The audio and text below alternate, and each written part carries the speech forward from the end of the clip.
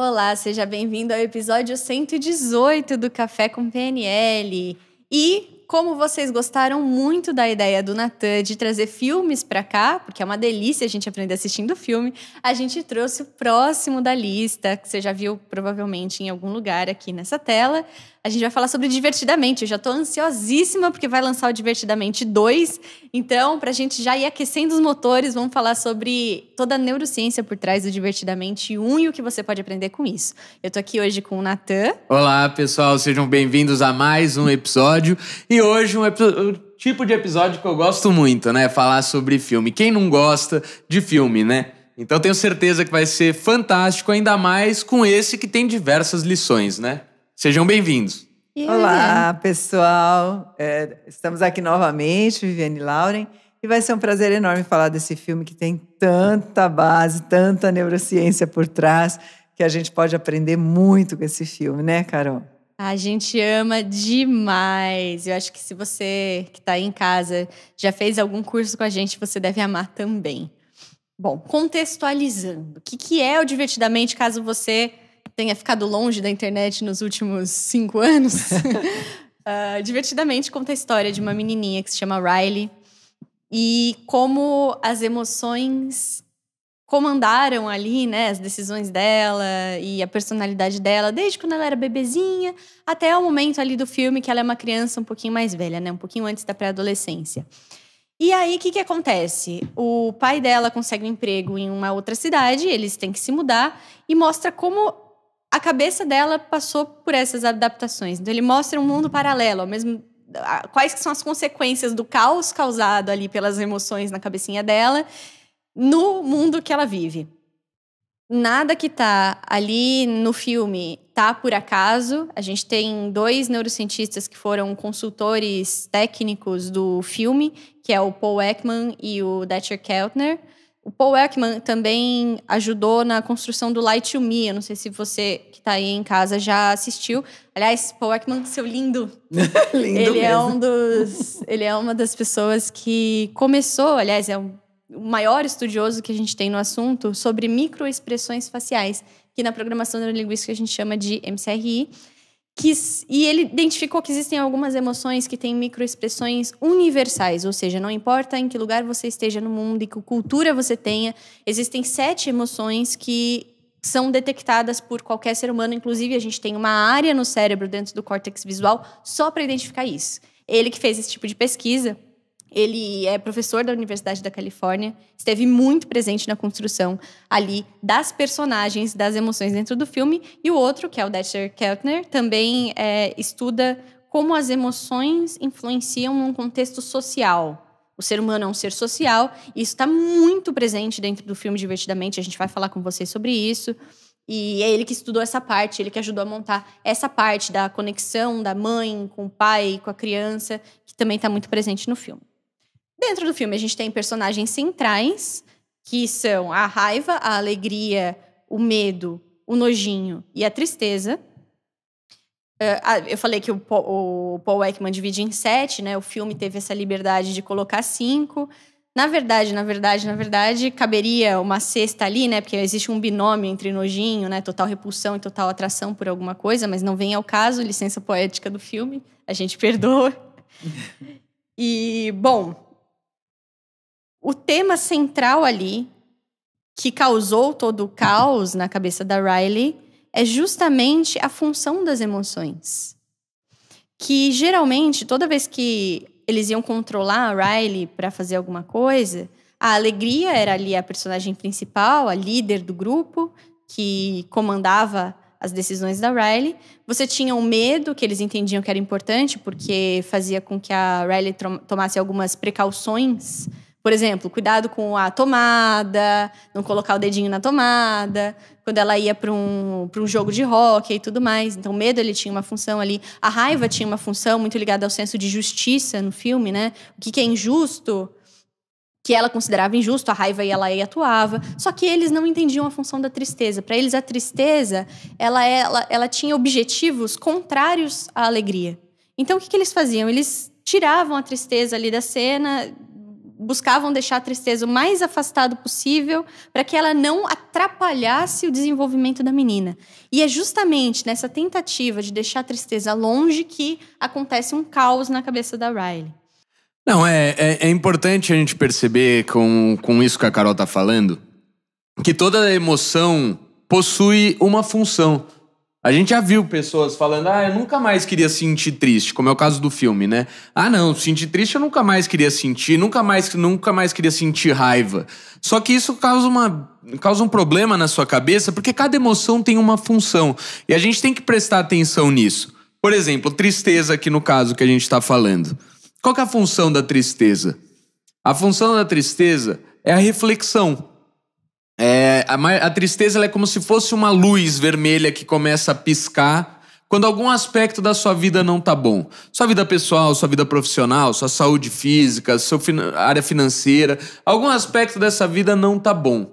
Essa luzinha começa a piscar. Adianta eu virar e falar, não quero mais me sentir triste. Vai resolver o problema? Por que você não quer sentir triste? Significa que o problema não existe?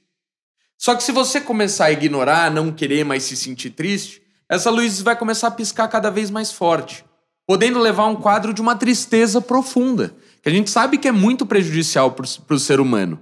Então a tristeza tem como função a reflexão, porque você vai parar, refletir sobre aquilo que não está bom e refletir sobre o que você vai fazer para melhorar e colocar isso em prática, aí melhorando, essa luz para de piscar.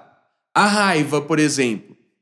A raiva no filme é muito sobre a justiça. E a raiva ela tem a função de eliminar, é uma função destrutiva.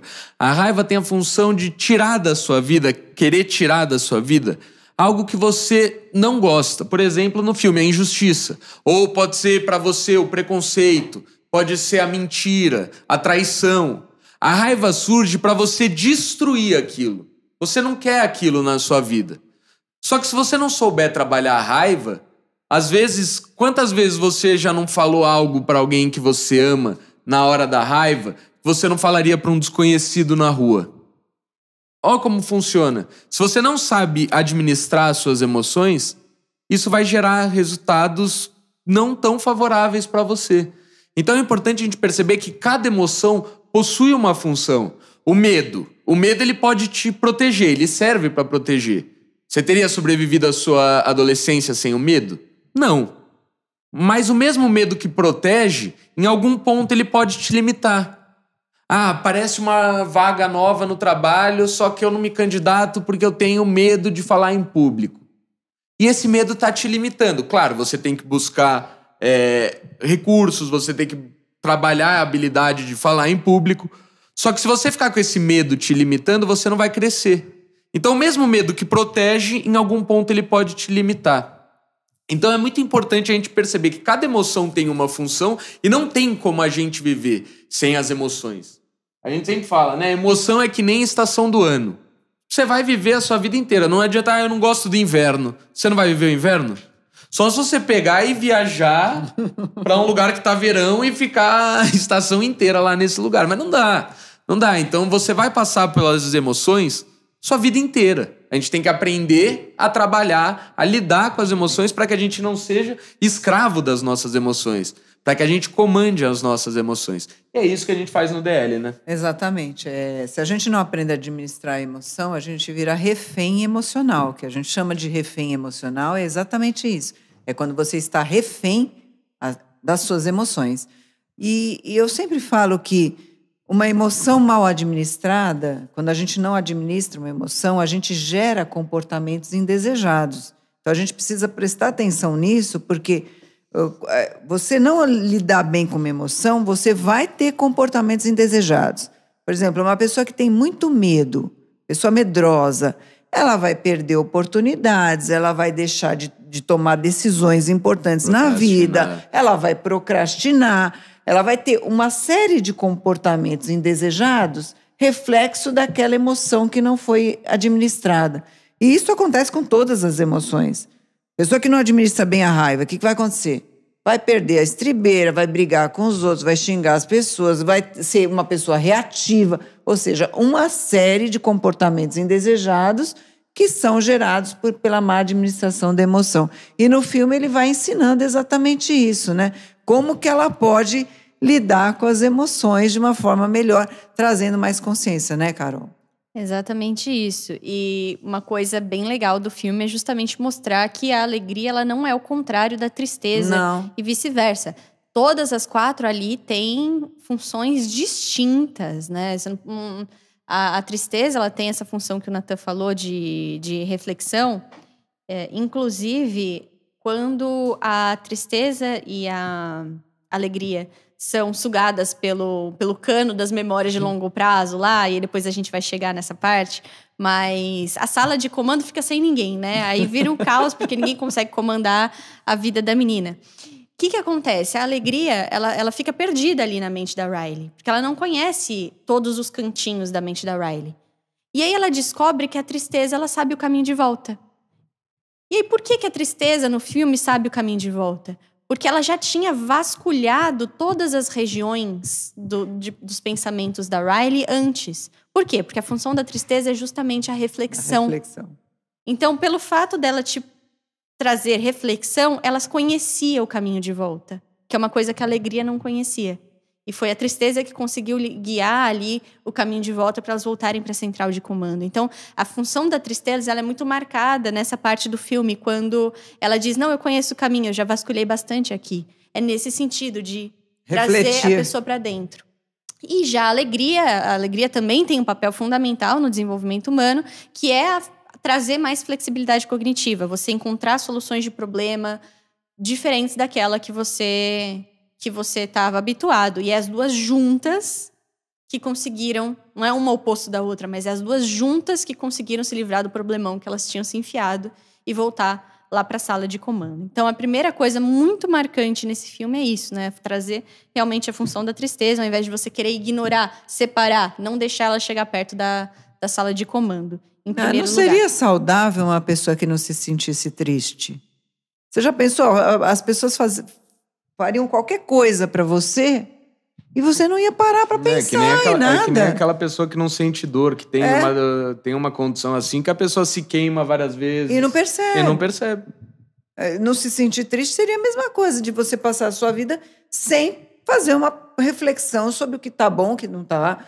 Então, nenhuma emoção não é ruim ou boa. Elas têm função e todas elas bem gerenciadas, bem administradas, te levam à realização dos seus objetivos. O que a Viviane está falando é importante você perceber que nenhuma emoção é boa, positiva ou ruim, negativa. Mas o que você faz quando as emoções aparecem, aí sim pode ser bom, ruim, positivo, negativo. Então, por isso que é muito importante você saber trabalhar as emoções, porque é o que a Viviane estava falando. Se você não administrar bem uma emoção, vai gerar comportamentos inadequados, indesejados. Então, é importante a gente perceber e trabalhar as nossas emoções. Exatamente. Um outro ponto que eu amei nesse filme é como ele trabalha a memória do ser humano, né? Como é que eram as memórias lá da Riley? Aquelas bolinhas que ela guardava, coisas que aconteceram ao longo do dia, que armazenavam imagens e sons do que ela viveu, e cada bolinha tinha uma cor correspondente à emoção que ela estava vivendo ali naquele momento.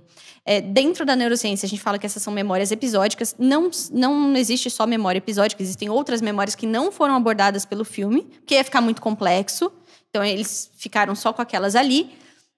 E o mais interessante, a nossa mente não armazena essas memórias cronologicamente. Ela armazena por categoria de emoção vivida. Existem as prateleiras das bolinhas do rock, das bolinhas felizes do rock, que são as bolinhas amarelas no filme. Existe a prateleira das bolinhas de momentos em que ela esteve com os pais ali, em que ela esteve vulnerável de alguma forma junto com os pais. E aí, quando ela lembra de uma cena, nem todas. Ela lembra de todas as outras. Se você for pegar lá no final do filme, você que, vou dar spoiler agora, for pegar lá no final do filme, os momentos de tristeza, quando ela lembra de um, ela começa a lembrar de todos os outros, todas as outras bolinhas com a mesma categoria. E é aí que ela tem o estalo do para que serve a tristeza no fim das contas. É a partir dessa reflexão. Isso é muito legal. Dentro da PNL, a gente chama esse exercício, né, de identificar categorias de emoção como pesquisa transderivacional. É uma forma muito fácil e muito rápida de você acessar memórias. E ela tem muitos desdobramentos, mas assim, infinitos desdobramentos. Serve como base para a criação de exercício de cura de fobia, linha do tempo, compulsão, tudo isso deriva de... Uma das bases para o exercício funcionar é você ter esse conhecimento de como o seu cérebro armazena memórias. Não é cronologicamente, é por categoria de emoção. Isso é muito interessante. A gente faz exercícios assim no Practitioner. Por exemplo, às vezes a gente esquece onde está a chave, né? Cadê minha chave? Cadê meu óculos? Então, se você pensar em algum momento onde você deixou o óculos e fizer essa pesquisa, vai vir essa memória da onde está o óculos, porque você entra nessa Gestalt, nesse caminho de só essas memórias. Então, o que dá para fazer com isso aí é infinitas possibilidades de memória, né? De a gente lembrar de coisas do passado, de lembrar onde eu deixei alguma coisa por essa pesquisa transderivacional. Eu gosto muito de usar isso quando eu perco coisas. Eu já vou... Deixa eu lembrar um momento onde estava essa chave. Aí você vai... E se a sua memória vai te buscar isso de qualquer jeito. É muito legal. Sim. Outra coisa muito legal dentro de memórias que eles trabalham são as memórias centrais. Se você for reparar lá na central de comando, existem algumas memórias que são mais brilhantes. Assim. Ela tem um amarelo mais brilhante, um vermelho mais brilhante, etc. E elas ficam guardadas embaixo do chão, protegidas. Cada uma dessas memórias é responsável pela formação de uma ilha de personalidade da Riley. Então, a gente tem a ilha do rock, a ilha da bobeira, que é ela fazendo bagunça com o pai, etc. E ele chama essas memórias de memórias centrais, que vão estruturar ali a personalidade da Riley. E essas memórias, o interessante dessas memórias é que elas não são em cima do fato do que aconteceu, mas elas são em cima da interpretação que a Riley deu. E isso eu acho muito legal, porque as nossas não são os acontecimentos externos que causam uma emoção dentro da gente. É a gente dando significado para eles. Por exemplo, quando a Riley descobriu que ela gosta de hockey, que sustenta a crença central que sustentava ali a memória central que sustentava ali toda a personalidade dela ligada ao hockey, veio de uma cena que ela estava com o pai dela num campinho, né? E ela era bebezinha, estava com um taco na mão. E aí ela escorrega no gelo e cai. No que ela escorrega no gelo e cai, a bolinha não, né? O disco, o puck lá, enfim, o disquinho, acaba caindo no gol. Ela poderia ter gravado essa memória central como roxa, de medo, bem brilhante. No sentido de, vixe, caí, doeu, vou evitar andar no gelo outra vez para não me machucar outra vez. Isso não aconteceu, porque não é o evento externo que causou a memória nela, né? A emoção nela. Ela poderia ter registrado como azul, de tristeza, tipo, putz, caí. Mas não. Ela pegou uma memória que ela caiu e ela registrou como alegre. Porque, apesar dela ter caído e tudo mais, a bolinha foi pro gol e o pai ficou super feliz, deu um sorrisão. Ela falou, vixe, eu devo estar fazendo alguma coisa certa no final das contas. E aí ela registra aquela memória como alegre, o que cria uma ilha nova dentro da cabecinha dela, que sustenta todas as outras crenças que ela vai formar a respeito do rock na vida dela e toda a personalidade dela ligada ao rock. Isso é muito legal para a gente pensar nos significados que a gente dá para o que acontece na nossa vida, né? E como isso modifica completamente a nossa personalidade ao longo do tempo. Nossos comportamentos, nossos resultados, nossas emoções, né? Exatamente. O significado, ele vai te gerar emoção. Então, como a gente não vive o fato, a gente vive o significado, a gente tem que tomar cuidado com o significado que a gente está dando para as coisas, né? Eu falo, você quer tirar a emoção? Volta para o fato. Estou namorando, o cara não ligou para mim. Isso é um fato. Mas a gente não vive esse fato. A gente já vai para o significado. Pô, não está nem aí comigo, saiu com os amigos, não me deu atenção. Ah, olha, nunca presta atenção em mim, sempre esquece de me ligar. Ou seja, a gente está vivendo os significados que a gente está dando para o fato do cara não ligou para mim. Agora, se eu volto para... Eu estou tendo essa emoção. Pô, o cara não está nem aí comigo. A emoção que vai vir é raiva ou tristeza, né? Mas se eu volto para o fato, o cara não me ligou. Pode ter acontecido milhões de coisas. ele está sem acesso à internet, ou ele está trabalhando. É que geralmente a gente dá um significado negativo para as coisas ainda por cima. Né? O significado geralmente ele vem para uma forma negativa. Então é por isso que a gente precisa prestar atenção nos significados que a gente dá, porque vai gerar emoções, como o filme mostra o tempo inteiro, né? As emoções que ela está sentindo através dos fatos que ela estava vivendo. Fazendo um paralelo aqui dentro da programação neurolinguística e até dentro da neurociência, esses fatos emocionalmente relevantes, que são os mais brilhantes, são as memórias mais brilhantes, que são chamadas de memórias centrais no filme, são também chamadas de crenças centrais ou crenças de base. De base porque elas sustentam aquelas ilhas lá. Uma coisa muito interessante que acontece no filme é quando a alegria e a tristeza somem e saem da sala de comando, a alegria está carregando junto com ela todas essas crenças centrais. Que ela queria proteger as crenças da atuação da tristeza, ela guardou aquilo com ela.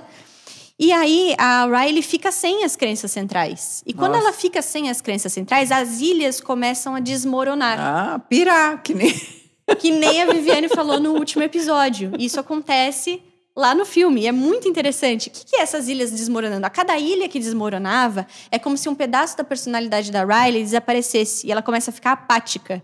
Você olha no filme, ela deixa de se interessar pelas coisas. Ela deixa de ter um propósito para a vida dela. Ela passa a não ver sentido mais naquilo ali. E aí ela decide fugir de casa, sem avisar ninguém, etc, etc. Por que isso acontece? Porque a crença central é o que determina a sua personalidade. Se você não tem mais ela, você não sabe mais quem é você. Quem é você. As suas crenças sobre identidade somem. É por isso que é tão importante a gente ter... E no final mostra, né? Quanto mais ilhas, conforme ela vai amadurecendo na vida, Riley, mais ilhas vão aparecendo para sustentar a Riley em outros contextos da vida. Se você pega lá, ela bebezinha, ela tinha uma ilha. Quando ela cresceu, ela foi criando outras. Tem muito a ver outras com o último crenças capítulo centrais. que a gente falou, né? De você Tudo criar mais crenças. Quanto mais crença você tiver, mais estável fica o seu sistema. E a gravidade de você tentar eliminar alguma crença central que aconteceu na sua vida. E muito mais interessante do que eliminar é você se ressignificar. Porque se você elimina, vai acontecer essas questões de personalidade que foram mostradas de uma forma genial no filme através das ilhas. O filme é genial. Uma outra coisa muito interessante que eu notei é a questão do subconsciente que eles usam. Dentro da PNL a gente não usa esse termo, dentro da neurociência também não. Dentro da neurociência não existe um lugar que seria o lugar do subconsciente. O que existe é processamento consciente de informações e processamento inconsciente de informações. Só. Eles retratam, esse subconsciente é quando elas vão visitar um lugar onde todos os maiores medos da Riley ficam armazenados. É um lugar sombrio, cheio de palhaços amedrontadores, que a gente sabe que não é verdade. Muita gente acaba criando, por esse filme e por muitos outros filmes que também abordam o inconsciente desse jeito, como um lugar sombrio, onde estão seus medos, um lugar que vai te sabotar, e não é assim. Não existe. Não existe isso.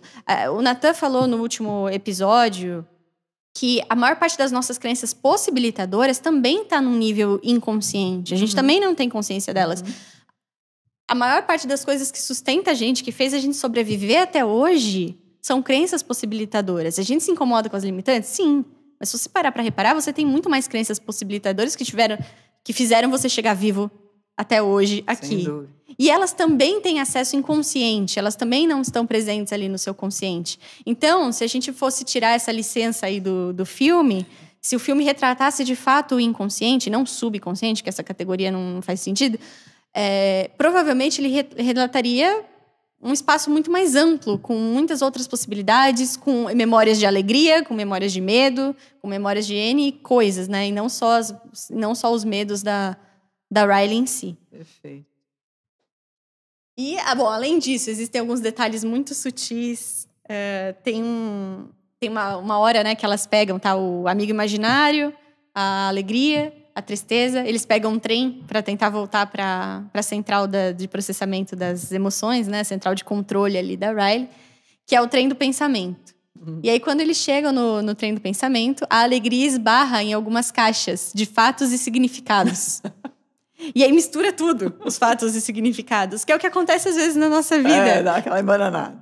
Que a pessoa dá uma embananada, ela passa a viver o significado como se fosse o fato, e na verdade não é, que é o que a Viviane acabou de falar. E aí a justificativa que eles deram no filme para esse fenômeno é o fato da alegria bagunçar as caixinhas que estavam separadas. Que também é muito interessante. Que mais? Na sala de produção de sonhos, isso é muito legal. Eles vão visitar como é que funcionam os sonhos da Riley. E é como se fosse um estúdio de cinema, né? Eles colocam as personagens para representar o que aconteceu no dia dela ali. E eles vão encenando. Na verdade, o que eles estão querendo demonstrar ali é a consolidação da memória que a gente tem no nosso sono. Durante muito tempo, os pesquisadores não entendiam muito bem qual que era a função dos nossos sonhos. E hoje em dia já se sabe, né? Que é uma forma do nosso inconsciente ativar regiões diferentes para reorganizar as memórias que a gente viveu. O que a gente viveu naquele dia. Exatamente. É muito legal a gente pensar nisso. Às vezes o sonho é muito louco, né? É o fulano, mas não é o fulano. É uma cena, mas não é aquela cena. Mas tem muito a ver com o que a gente viveu durante o dia e que o inconsciente está fazendo uma organização ali para poder pôr ordem na casa, né? É bem legal. A gente pode falar depois sobre sonhos também. Com certeza, se vocês quiserem, coloca aqui nos comentários que a gente grava. A gente já está com uma lista já. Inclusive, o próximo episódio teremos participação especial.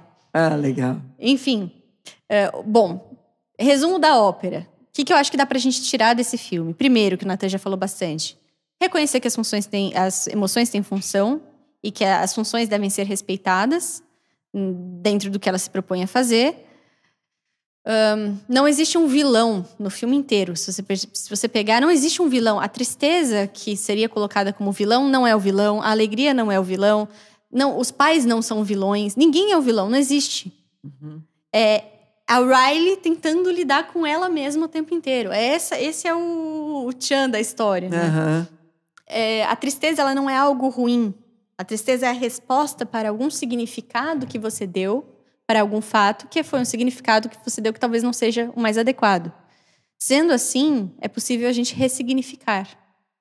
Hoje a gente fala tanto de... Eu ouço tanta gente falar de ressignificar, mas nem nesse termo a pessoa parou para pensar o que é fazer uma ressignificação, que é o que a gente está falando o tempo inteiro. É você parar para pensar, eu vivi um fato, eu dei um significado. Esse significado foi bacana? Parabéns, continue com esse significado. Esse significado não foi legal?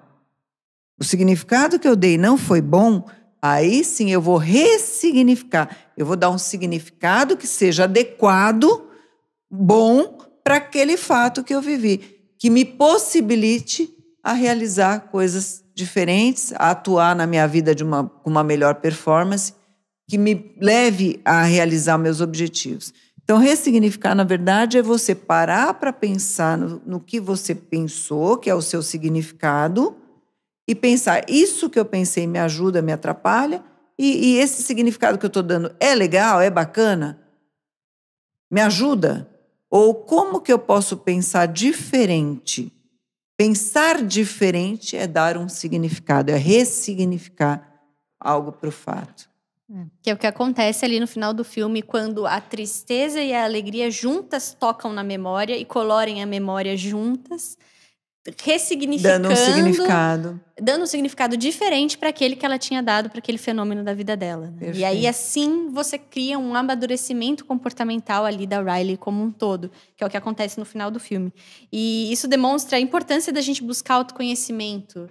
E se todo mundo tivesse... Eu acho que assim, se todo mundo tivesse essa busca pelo autoconhecimento, o mundo seria completamente diferente. As pessoas viveriam mais os fatos, menos significados no dia a dia com relação às outras pessoas. Elas seriam muito mais capazes de lidar com as próprias emoções, que é a luta da Riley desde o começo. Entenderia o que é um julgamento. O que é o julgamento? É você dar um significado diferente do que aquela pessoa deu e você achando que o seu significado que está correto. Aí você julga o outro. A gente viveria uma vida muito melhor se a gente tivesse Eu bato no autoconhecimento. Por quê? Porque ele te dá domínio da sua vida. Ele faz com que você consiga dirigir a sua vida da forma como você quer, de uma forma mais possibilitadora do que limitante. Que a gente vai ter crenças limitantes? Lógico que vai, porque a gente vai formar essas crenças. Mas se você tem a capacidade de refletir sobre isso, de trazer para a consciência que você deu um significado assim, e você poder mudar isso, é você ter na sua vida a liberdade de escolha, né? É o que a gente fala, o que eu quero escolher pensar? Eu vou poder escolher pensar de uma forma que seja muito mais possibilitadora do que limitante, né? Foi o que ela fez depois, no final, né? Sim, sim. Até para aceitar toda a mudança da vida dela. Né? A gente chegar numa aceitação das coisas que acontecem com a gente. Né? Aceitar, ressignificar, mudar, ter domínio sobre o comportamento que a gente tem, não ser refém comportamental. Do mesmo jeito que eu falo de refém emocional, eu falo refém comportamental. Quantas pessoas são reféns comportamentais? Quando vê, está reagindo. Quando vê, não administrou aquela emoção. Quando vê, sente um medo que impede a pessoa de fazer qualquer coisa na vida, trava. Né? Quando vê, sente uma raiva que não absurda, que não consegue lidar com aquilo e acha que a raiva é do outro, não é, mas quem está tomando veneno é ela mesma, né? Com aquela emoção que ela está sentindo. E assim a gente vai vivendo. Então, autoconhecimento, autoconsciência serve exatamente para que a gente possa fazer essas mudanças comportamentais, mudanças de pensamento, de crenças, conseguir gerenciar as emoções, né? Ter equilíbrio emocional frente a adversidades, situações de desafio que poderia o desafio ali pode te paralisar ou pode te trazer movimento, pode te trazer vontade de realizar alguma coisa, né? Depende do que você vai fazer com isso, né? Com o que você vai sentir no momento que você aparecer um desafio. Ou vai vir medo ou vai vir uma emoção que te coloque em movimento? Uma alegria, né? Não existe emoção ruim ou não, mas existem emoções que te paralisam e emoções que te põem em movimento.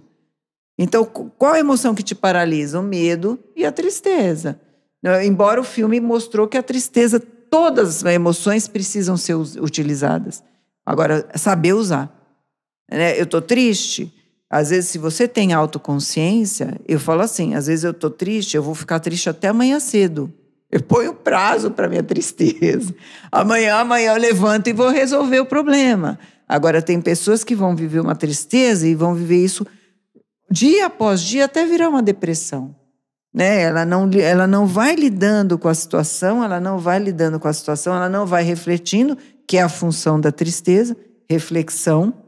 Ela não vai refletindo sobre aquilo que está deixando ela triste. Quando ela vê, ela entrou num quadro depressivo e por N situações, N tristezinhas que vão se juntando, agrupando, etc. Isso aí. E o Divertidamente 2, hein? Vamos assistir? Quais são as fazer expectativas? Um convite? O Divertidamente 1, quando veio o Divertidamente 1, eu fiz um convite a todas as águias e a gente fez um grupo enorme e foi assistir o filme todo mundo junto. Foi muito legal. gente. Águias, a gente chama aqui as pessoas que fizeram DL. Parentes. Águias são pessoas que já fizeram DL. Então, todas as pessoas que fizeram DL, a gente fez um convite, foi todo mundo no cinema, a gente assistiu o filme junto, foi muito legal.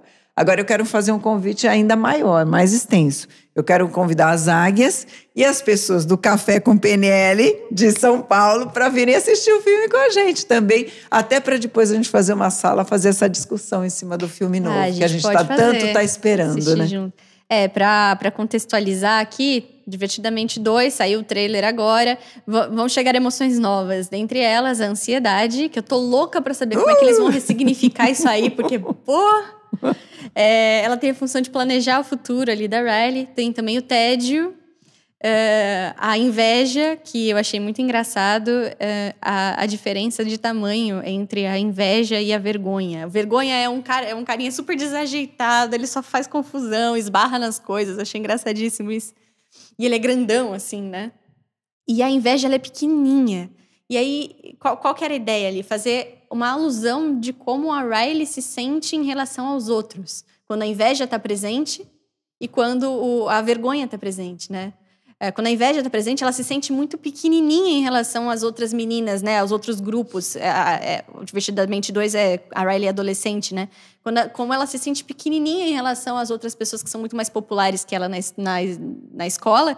E como, quando ela está com vergonha e quando ela está sendo desajeitada, ela sente como todo mundo estivesse olhando para ela. Essa diferença dos personagens eu achei sensacional. Submodalidade direta dentro do filme. Pra caramba. Muito legal. Pra caramba. Submodalidade a gente já falou em algum episódio com vocês, eu não lembro qual. Mas a gente retoma esse assunto quando a gente for assistir junto. Vamos retomar sobre submodalidade, que é um assunto muito interessante. Eu quero muito saber o que raios eles vão fazer pra ansiedade se sair bem na fita, viu? Porque então eu quero já fazer esse convite para todo mundo que está nos ouvindo para virem assistir o filme com a gente. Quem for de fora, quem não estiver em São Paulo, a gente vai convidar vocês a assistirem o filme. Depois a gente faz uma sala para a gente fazer uma discussão sobre o filme também. Perfeito. Então, lembrando vocês de se inscrever aqui no canal para não perder nada. Lembra de curtir o vídeo, compartilhar esse vídeo com quem você sabe que adora Disney, adora Pixar, adora neurociência, comportamento humano.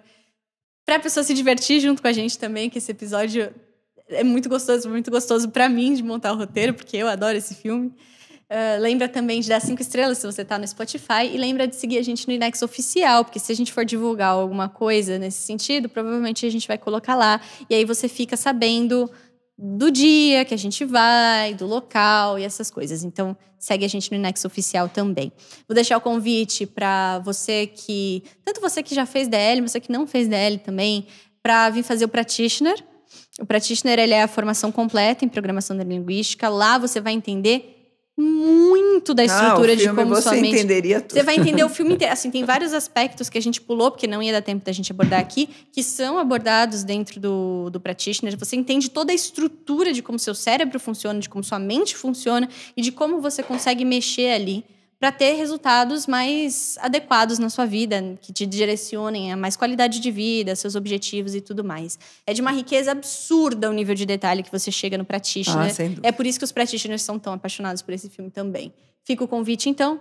A gente vai deixar aqui embaixo o link para você colocar seu nome na lista de espera. Alguém da equipe vai entrar em contato com você. Até porque, eu já falei isso no episódio passado, a gente mudou de hotel e a procura tá grande, então a gente vai... É importante você deixar seu nome para garantir que assim que abrir vaga, a gente consiga entrar em contato com você, tá bom? Se quiser me encontrar no Instagram, eu tô com uma Carol Meirelles, manda mensagem por lá, fala que você veio do podcast, que eu vou ficar super feliz. Vou passar a palavra aqui pro Natan. Pessoal, até o próximo episódio. Se vocês quiserem me encontrar no Instagram, é @NatanNegrelli, vai estar aqui embaixo. Vai ser um prazer ter você lá. E vou reforçar aqui para que vocês se inscrevam se não é inscrito, curtam o vídeo, compartilhem com alguém especial, que a gente faz com maior carinho, maior atenção. E a gente sabe que vocês estão gostando. E isso ajuda também, é um combustível a mais pra gente preparar esses episódios pra vocês. Então, deixa o curtir, se inscreve no canal, dá 5 estrelas se você estiver no Spotify. E a gente se vê no próximo episódio. Eu também deixo o convite para que vocês possam estar com a gente no filme e aqui sempre. E aproveitem a alegria, já que é uma emoção que te põe em movimento, para compartilhar esse vídeo com as pessoas que você ama, com as pessoas que você gosta, para que elas possam também usufruir desse conhecimento, para que elas tenham também essa autoconsciência, esse autoconhecimento que a gente tanto ama, que a gente tanto luta para que as pessoas possam realmente mergulhar dentro de si e descobrir o seu melhor potencial, tá bom? Até a próxima!